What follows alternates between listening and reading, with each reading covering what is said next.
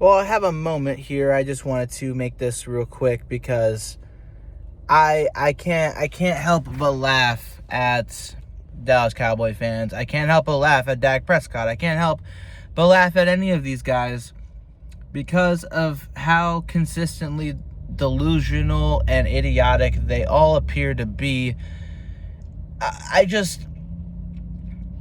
I really want to know what goes on in the minds of Micah Parsons, of Jerry Jones, of Dak Prescott, because if you didn't hear yesterday, I wasn't going to talk about it, but considering that it's significant enough to talk about, it's a division rival that we're talking about here, and, we just won a mother-flipping Super Bowl, I feel like it's worth talking about. Dak Prescott got interviewed and was asked about the Eagles and their success over the years, their Super Bowl win, and he decided to make it about himself and say, props to the Eagles. We're not going to take anything away from them, give them their credit. They won the Super Bowl, but I feel like it's our turn right now. We've always been able to compete with them, or at least it seems like we've always been competing and beating the Eagles every time, most of the time that we play them.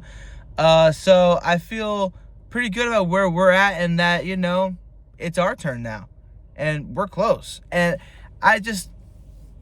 it's one thing when you read it, it's another thing when you read when you see the clip, and it's just so laughable. Like, it backhanded compliment to your division rival. I understand we're division rivals, but it's like, my man, since you've been drafted in 2016, since you've been the main guy, the head of the table, Dallas Cowboy star franchise QB, $60 million a year. You're making that money.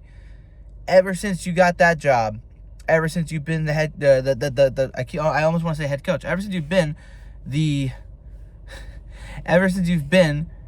starting quarterback, you've seen the Eagles make it to 3 NFC title games, win all 3 of them, 3 Super Bowl appearances, 2 Super Bowl wins, 2 Super Bowl wins, and to make matters worse, it's been with 2 different MVP quarterbacks in Nick Foles and in Jalen Hurts. And not to mention that there was a third one who bested you in the regular season the year that we went the first time in Carson Wentz. Need I say more? Sure, you've competed with us. 2018 wasn't our best year, and you guys swept us. We both made the playoffs and won a game, sure. 2019, it went down to the wire. We beat you for the division that year. 2020, we both sucked. 2021, we both were playoff teams. We won the division. 2022, we were both playoff teams. We won the division. And then last year, obviously, we were both one-and-dones, laughing stocks of the wild card. We understand that, it's been competitive given the right context.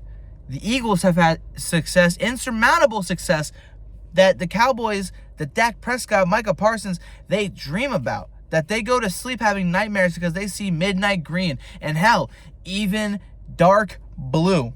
Not their dark blue, though, the New York Giants blue, because they've been and they've won 2 Super Bowls in 3 Super Bowl appearances since 2000.